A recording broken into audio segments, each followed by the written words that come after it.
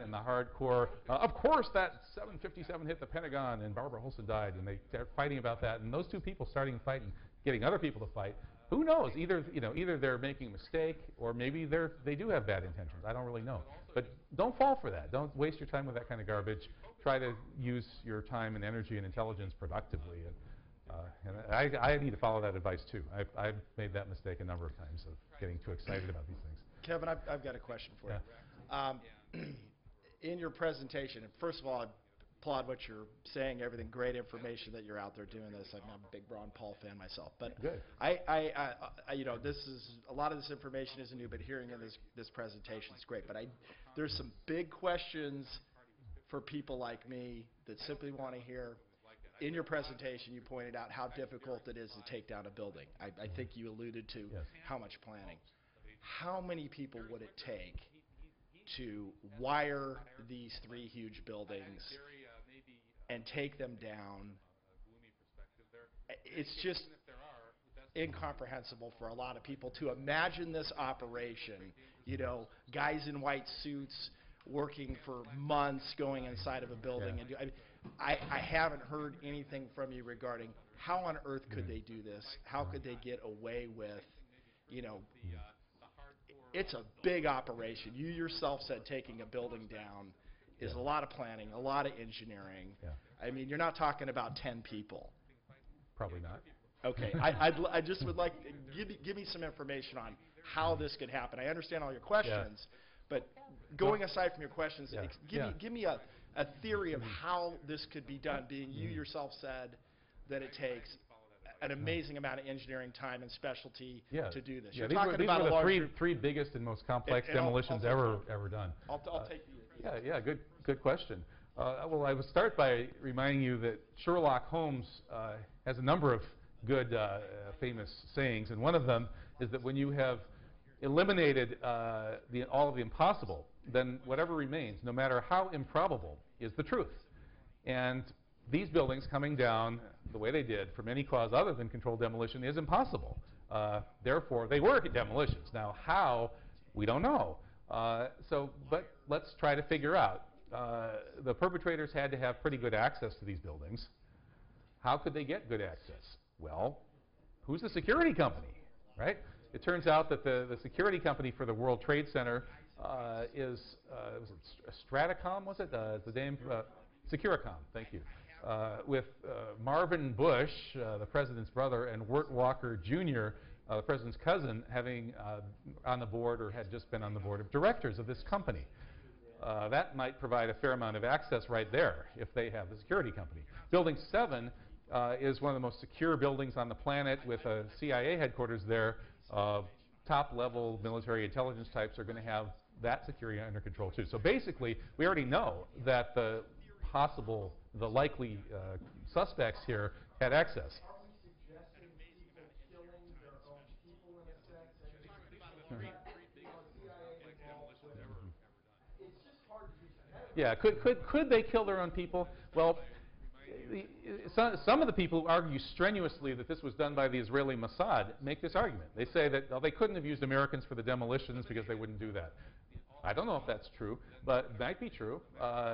Certainly, there would be technical personnel from the Israeli side that probably would be perfectly willing to do this for their purposes in the same way they kill lots and lots and lots of foreigners for their purposes everywhere else. But then again, we have Operation Northwoods, where every member of the Joint Chiefs of Staff signed off on a document planning to murder hundreds of Americans in fake terrorist attacks to launch a war with Cuba. So every single member of the Joint Chiefs in 1962 was willing to kill Americans. So as far as the technical aspects of wiring it for demolitions, though, one thing to keep in mind is that while civilian commercial demolitions usually take a long time, that's because they're being really careful, following all the codes, and so on. Military demolition teams can typically take down whatever the heck they want to take down in a matter of hours, if not minutes, quick and dirty. And so you put together military expertise, which is they look at it from a completely different perspective from the way civilian companies operate. They might not have to do everything the same way. For instance, they have to lay out all these wires. They can do it with radio devices, is one example. They get access to the core of the towers through the elevator shafts, perhaps, which did offer access to the core columns. And the elevators were under repair, guarded by high security guards throughout that year. People that worked there noticed the extreme security and the massive amount of elevator repair work, quote unquote. And finally, there are a lot of very suspicious companies that happen to be in the right places in those towers, as Kevin Ryan has discussed. Yeah, right. That's right. Yeah. Yeah, these high-tech explosives are not, they don't have explosive written on dynamite sticks, right? They could be in cans of paint that look just like regular paint, and people who think they're just painting could be putting them on. They could be basically, plastic explosives even, can be any form you want. So it's not like it's hard for intelligence agency people to get that kind of material into these buildings. I don't think it's that hard to imagine this being done, given that they control the security and given how, serious of an operation this would have been. Let's see. I'm trying to create a perspective. The Obama administration is very much of a war-oriented president. Would we agree with that? Yes. Unfortunately. Unfortunately, okay, there's a lot of different pieces going on in how it's affecting people's ability to take responsibility as you would like to have people step forward. And that was the psychology of terror, and how the psychology of terror inhibits people when they're in their own survival. So when people are really challenged in having their own bread and butter, and then looking at the bank bailout, and how the bank bailout has taken away the base for people to be able to fight because they're fighting for their own survival. And to apply that, and then to also look at the way in which they're reorganizing the school system, so that it's really, the war on terror is looking at the larger cultural shift towards a militaristic society that has many more boundaries and cultural dynamics that undermines people to come together, and that the reality of how so many individuals recognize what you're saying but have blinders on up and down the line, and how to actually shift those blinders. That would be like how to actually step forward and recognize all the different connections. That's I'm not sure I could say it that much better than you did, but yeah, I think the Obama voters are in a way being subjected to a learned helplessness experiment, right? Where they take these guinea pigs and they set them up in a situation where the guinea pig thinks it can do something to try and bring it food, but nothing it does is ever going to work. And so the poor guinea pig finally gives up and just turns on its back, and and maybe they're doing, go ahead, you guinea pigs, go into these voting machines and pull the levers and think you're getting change. You pull the lever, oh, it's not changing. Oh well, and then you just go home and fall on your back and shrivel up and die. That's what they want you to do.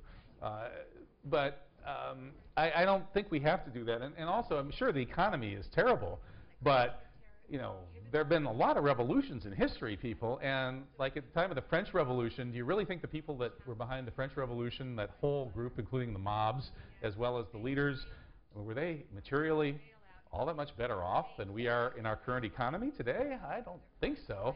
It's not an absolute material-based problem. It's a psychological issue. So I'm just trying all the tricks I know to try to break people out of that mind-controlled state of learned helplessness.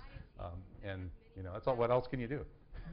Well, I think my point is that would you say that that is their intention? Of course. Right. Yeah. To create Very the psychology. yeah. Right. But how does that? Right. Okay. Yeah. The science of public relations, which is really the science of mass mind control, has developed over the past century, and it's very powerful. And we should learn about it, learn how to counter it.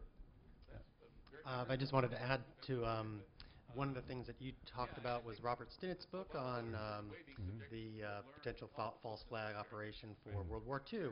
And even Robert Stinnett, he himself was in World War II. And he was just very puzzled and wanted to know why he was in a frigate, in the South Pacific. And he figured it out. And he even said, in terms of the gentleman's question earlier about killing your own, he said it was a small price to pay. That can you believe that he would say that having participated in the war himself? Right. So I think that gives a little insight into, and I think all of the false flag operations, all of them would be small prices to pay for what you get in the end. Now, my question, or maybe it's a comment, I'm not sure, is I've pondered this war on terror, and I just can't figure it out. but I think you had a really good insight in that the end of the Cold War left us with no enemies. And is the war on terror that we're currently fighting really a gigantic industrial investment in creating new enemies? Even if they didn't cause 9/11 at all, we're blaming them and killing hundreds and thousands, maybe millions of their civilians. Are we creating a long-term investment in enemies? That's a really good question. And I'll be talking a little bit about that tomorrow night at the lecture